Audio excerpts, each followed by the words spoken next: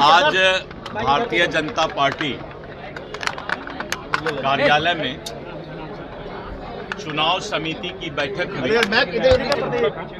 चुनाव समिति के सभी 18 सदस्य और साथ में जो चुनाव प्रभारी नए बने हैं, भारत सरकार के शिक्षा मंत्री श्री धर्मेंद्र प्रधान जी, उत्तर प्रदेश के उप मुख्यमंत्री श्री केशव मौर्य जी और उनके साथ श्री विनोद तावरे जी, दीपक प्रकाश जी और हमारे सभी जो चुनाव समिति के सदस्य, दोनों डिप्टी सीएम हैं, केंद्रीय मंत्री श्री गिरिराज सिंह जी हैं और श्री नंद किशोर यादव जी, ऐसे सभी शीर्षस्थ नेतृत्व के जो 18 सदस्यीय टोली और 2 हमारे चुनाव प्रभारी 20 लोग, हम लोग आज 3 घंटा चुनाव समिति की बैठक में समीक्षा किए और आज सिटिंग सीट पर चर्चा हुई। आज हम लोगों ने करीब 60 सीट पर चर्चा हम लोग कर पाए, सिटिंग सीट पर, बचे हुए सिटिंग सीट पर, और जो हारा हुआ हमारा सीट है जिस पर कि बीजेपी पिछले बार 2020 में लड़ी थी, उस पर कल फिर चर्चा होगी और कल फिर 6 बजे से चुनाव समिति की बैठक होगी। आज 60 सीट पर चर्चा हुई है। जो हमारे वर्तमान विधायक हैं उनके परफॉर्मेंस पर और वहां से जो लोग संभावित उम्मीदवार ने अपना इच्छा जाहिर किया है उन लोगों पर भी चर्चा हुई है। महिलाओं को विशेष रूप से, युवाओं को विशेष रूप से जो है प्राथमिकता दिया जाए, इस बात पर भी चर्चा हुई है।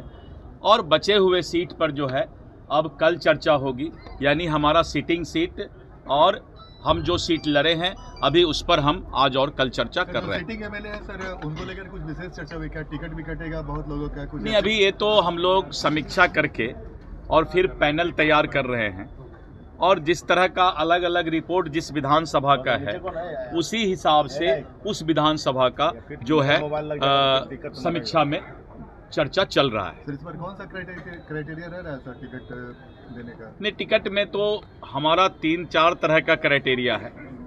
पहला है कि जिस सिटिंग सीट के विधायक का अच्छा परफॉर्मेंस है और जिनका रिपोर्ट भी सही है, एंटी इनकम्बेंसी नहीं है, तो वैसे परिस्थिति में वैसे सीट पर जो है विचार हुआ है कि उनको आगे हम लोग मौका दें।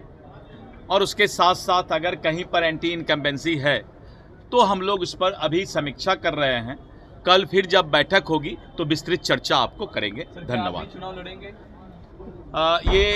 ऐसा है कि मैं प्रदेश अध्यक्ष हूं, तो मेरी जिम्मेवारी चुनाव लड़ाने की दी गई है और इन सब बातों पर केंद्रीय नेतृत्व का फैसला होता है। अभी मेरी जिम्मेवारी एक अभिभावक के रूप में, प्रदेश अध्यक्ष के रूप में पूरे बिहार के चुनाव अच्छे तरीके से हों और एनडीए भारी बहुमत से सरकार बनाए, जो माहौल पूरे बिहार में बन गया है। नीतीश कुमार जी ने जिस तरह से वादा या सिर्फ लोगों को आश्वासन देने का काम नहीं किया है, घोषणा सिर्फ करने का काम नहीं किया है, उन्होंने हर चीज को क्रियान्वित करने का काम किया है। तो ये बहुत बड़ा मिरेकल है, जादू है बिहार के लिए। और नीतीश कुमार जी ऐसे सोशल इंजीनियर ने ये साबित कर दिया कि तुम जो सोचते हो वो हम करके दिखाते हैं। विपक्ष इंडी गठबंधन जो सोचती है, नीतीश कुमार और एनडीए सरकार उसको करके दिखाती है। तो ये एक नया प्रयोग बिहार में जो एनडीए सरकार का हो रहा है, जनता के बीच, मतदाताओं के बीच एनडीए सरकार के प्रति, मोदी जी के गारंटी के प्रति, नीतीश कुमार जी के विकास के प्रति आस्था बढ़ा है और इसको किसी थेथरोलॉजी से ठुकराया नहीं जा सकता।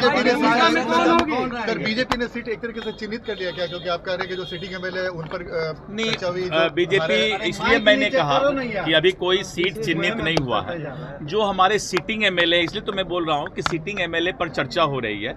जब चिन्हित होगी तो और सब सीटों पर चर्चा होगी। उसके लिए फिर से हम लोग चुनाव समिति 3-4 दिन के बाद बुलाएंगे। कल भी बैठक है सर?